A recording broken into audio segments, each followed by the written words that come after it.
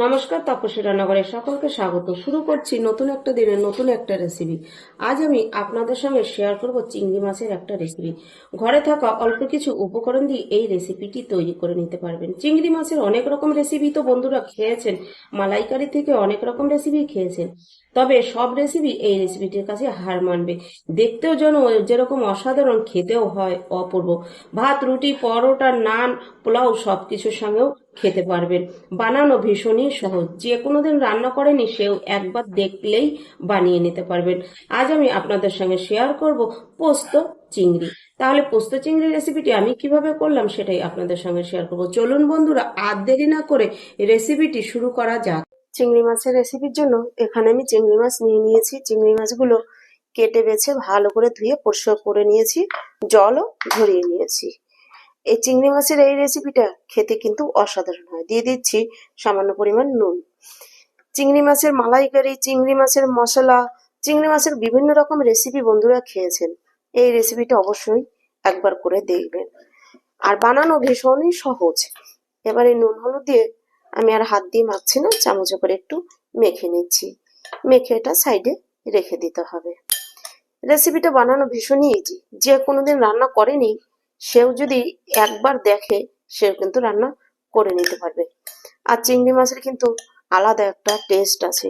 এটা দিয়ে যাই রান্না করা হোক না কেন সেটাই খেতে অসাধারণ হয়ে ওঠে। দেখুন, আমি নুন হলুদটা ভালো করে মেখে নিয়েছি। এবার এটা সাইডে রেখে দেবো।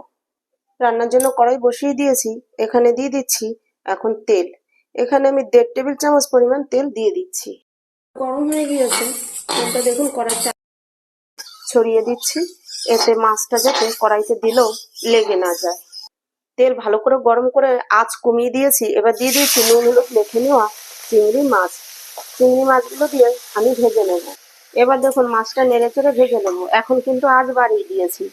তেলের উপরে কিছু দেওয়ার আগে আঁচটা যদি কমিয়ে নেওয়া হয়, তেল গরম করে আঁচটা কমিয়ে নিয়ে দিলে সেক্ষেত্রে কিন্তু বন্ধুরা তেল ছিটে আসার ভয় থাকে না। আর যদি আঁচ বাড়ানো থাকে না, সেক্ষেত্রে কিন্তু তেল ছিটে গায়ে আসার ভীষণ ভয় থাকে। এই জন্য আমি তেলে কিছু দেওয়ার আগেই কিন্তু আঁচটাকে কমিয়ে নিই। তেল গরম হয়ে যায়, আঁচটাকে কমিয়ে নিয়ে তারপরেই তেলে কিছু দিই। এবার চিংড়ি মাছটা ভালো করে ভেজে নেব। দেখুন চিংড়ি মাছগুলো আমার ভাজা হয়ে গেছে, এবার তুলে নেব। এর থেকে বেশি লাল করে ভাজার কিন্তু দরকার নেই, তাহলে চিংড়ি মাছগুলো খুব শক্ত হয়ে যাবে। এবার আমি চিংড়ি মাছের থেকে এক্সট্রা তেলটা এরকম ঝরিয়ে ঝরিয়ে তুলে নেব। এই তেলের মধ্যে আমি আর একটু তেল দিয়ে দিচ্ছি। ফোড়নে দিচ্ছি কালো জিরে। কালো জিরে দিয়ে কয়েক সেকেন্ড নেড়ে নিয়েছি। তবে বন্ধুরা আমার একটু তেলটা বেশি পড়ে গিয়েছে, যেহেতু মাছ ভাজার তেল, সেই তেলটা আর তুলবো না। আপনারা তেলটা কিন্তু আর একটু কম দিয়েও রান্না করতে পারবেন। এবার আমি দিয়ে দিচ্ছি ছোট সাইজের একটা পেঁয়াজ বেটে নিয়েছি, পেঁয়াজ বাটা। পেঁয়াজ বাটা দিয়ে আমি ফোড়নের সঙ্গে ভালো করে মিশিয়ে নিচ্ছি। আমি এখানে পেঁয়াজ বাটা দিয়েছি, আপনারা চাইলে কুচানো পেঁয়াজও ব্যবহার করতে পারবেন। আর আমি এখানে প্রত্যেকটা মশলা ব্যবহার করব আমি চিংড়ি মাছের পরিমাণ হিসেবে। আমি 300 গ্রাম চিংড়ি মাছ বেছে নিয়ে যেইটুকু হয়েছে সেই হিসেব করে নিয়েছি। আপনারা সবাই জানেন চিংড়ি মাছ বাছলে কতটাই কমে যায়, সেই জন্য পরিমাণ যেরকম থাকবে সেই হিসেব করে কিন্তু মশলাটা বাড়িয়ে বা কমিয়ে নিতে হবে। এবার আমি এই পেঁয়াজ দিয়ে 1 থেকে 2 মিনিট ভালো করে ভেজে নেব, এর কাঁচা গন্ধ চলে যাওয়া পর্যন্ত। পেঁয়াজ বাটা দিয়ে 2 মিনিট ভেজে নিয়েছি। এবার দিয়ে দিচ্ছি দেখুন সামান্য একটু আদা বাটা।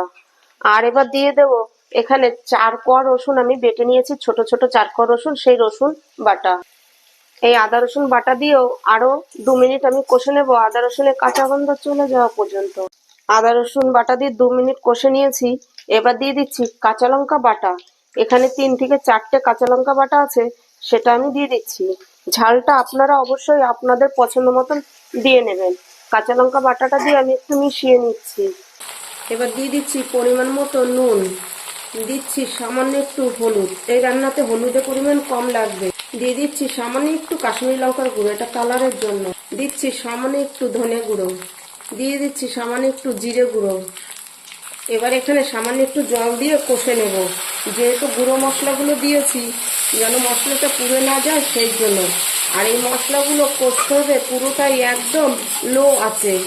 আর চিনি করে দিয়ে, তা না হলে মশলাটা কিন্তু পুড়ে যাবে। মশলাটা পুড়ে গেলে রান্নার টেস্টটাই পুরো নষ্ট হয়ে যাবে, কালারও ভালো হবে না, আবার টেস্টটাও কিন্তু ভালো হবে না। এবার সমস্ত মশলাগুলো দিয়েও আমি আরো 2 মিনিট কষে নেব।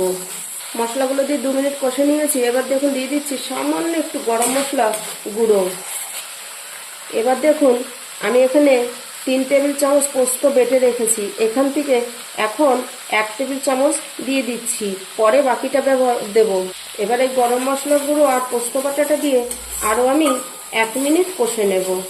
আজ আমি আপনাদের সঙ্গে শেয়ার করব পোস্ত চিংড়ি। চিংড়ি তো অনেকভাবে খেয়েছেন, এরকম করে একবার পোস্ত চিংড়ি করে খেয়ে দেখবেন, এর স্বাদ বন্ধুরা ভুলতে পারবেন না, এতটাই টেস্টি হয়। আর কাউকে করে খাওয়ালে আপনার কাছে বারবার রিকোয়েস্ট আসবে এই পোস্ত চিংড়ি বানিয়ে দেওয়ার জন্য। আপনারা এটা ভাত, রুটি, পরোটা, নান, পোলাও সব কিছুর সঙ্গে কিন্তু এই পোস্ত চিংড়িটি খেতে পারবেন। দেখুন দিয়ে আমি কথা বলতে বলতে কিছুটা সময় নেড়ে নিয়েছি, আর একটু সময় কষে নিলেই হয়ে যাবে। পোস্ত দেওয়ার পরে আরো 1 মিনিট কষে নিয়েছি। এবার দিয়ে দিচ্ছি ভেজে নেওয়া চিংড়ি মাছ। চিংড়ি মাছ দিয়ে এবার দেখুন আমি বাকি পোস্তটা দিয়ে দিচ্ছি। এবার পোস্তর বাটিটা ধুয়ে একটু জল দিয়ে দিচ্ছি। এবার এই জল দিয়ে ভালো করে কিন্তু আর একটু সময়, মানে 1 থেকে 2 মিনিট একটু কষে নেব, তাহলে কিন্তু এর থেকে আস্তে তেল ছেড়ে আসবে। কষা হয়ে গেলে দেখবেন তেল ছেড়ে আসবে। 1 থেকে 2 মিনিট কষে নিচ্ছি। এবার দিয়ে দিচ্ছি সামান্য একটু চিনি। চিনিটা আপনারা পছন্দ না করলে স্কিপ করতে পারেন বা বাদ দিতে পারেন, তবে পোস্ত দিয়ে যে কিছু রান্নাতেই একটু চিনি দিয়ে দেখবেন, সেটা খেতে কিন্তু ভীষণ ভালো লাগে।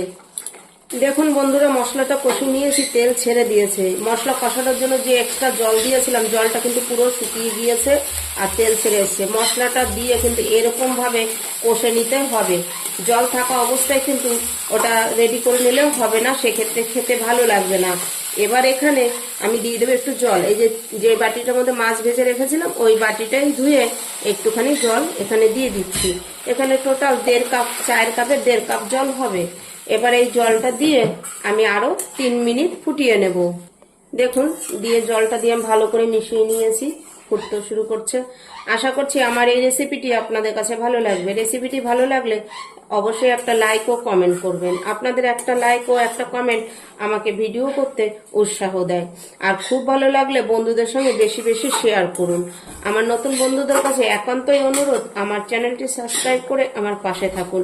পাশে থাকা বেল আইকনটি প্রেস করে নোটিফিকেশনটি অন রাখুন। যখনই আমি এরকম নিত্য নতুন ভিডিও আপলোড করব, পৌঁছে যাবে সবার আগে আপনাদের কাছে। আর আপনারা এই রেসিপিটা দেখুন ঘরে থাকা উপকরণ দিয়েই করতে পারবেন, বাইরে থেকে কিছু কিনে আনারও দরকার নেই। সব উপকরণগুলো সবার ঘরেই থাকে, শুধু চিংড়ি মাছটা হলেই হয়ে যাবে। আমি এরকম সিম্পল রান্নার রেসিপিগুলো আমার চ্যানেলে আপলোড করে থাকি। আপনারা প্রত্যেকেই কিন্তু একবার করে ঘুরে দেখতে পারেন যে আমার কি কি রেসিপি দেওয়া আছে। আমি খুবই সিম্পল ভাবে রেসিপি করি। দেখুন বন্ধুরা আমার কিন্তু রেসিপি কমপ্লিট। এই দেখুন তেল ছেড়ে দিয়েছে। আমি যে জলটা দিয়েছিলাম দিয়ে আমি 3 মিনিট ফুটিয়ে নিয়েছি। চলুন এবার নামিয়ে নিই। দেখুন আমি নামিয়ে নিচ্ছি। আশা করছি আমার এই রেসিপিটি আপনাদের কাছে ভালো লাগবে। আপনারা অবশ্যই বাড়িতে একবার এরকম করে ট্রাই করে দেখুন যে পোস্ত চিংড়ি খেতে কিরকম লাগে। অসাধারণ লাগে বন্ধুরা, একবার বানিয়ে খেলে মালাইকারি খাওয়ার কথা বা চিংড়ি মাছের অন্য অন্য রেসিপি খাওয়ার কথা আপনারা ভুলেই যাবেন। রেসিপিটি ভালো লাগলে অবশ্যই কিন্তু লাইক, কমেন্ট আর শেয়ার করুন বেশি বেশি। আর আমার চ্যানেলটি সাবস্ক্রাইব করে আমার পাশে থাকুন। দেখুন বন্ধুরা দেখতেও যতটা লোভনীয় হয়েছে, খেতেও কিন্তু দুর্দান্ত হয়। অবশ্যই বাড়িতে ট্রাই করুন। তাহলে আজ ভিডিওটা এখানেই শেষ করছি। ফিরে আসবো নতুন একটা দিনে নতুন একটা রেসিপি নিয়ে। আমি তাপসী, আপনারা দেখছিলেন তাপসী রান্নাঘর।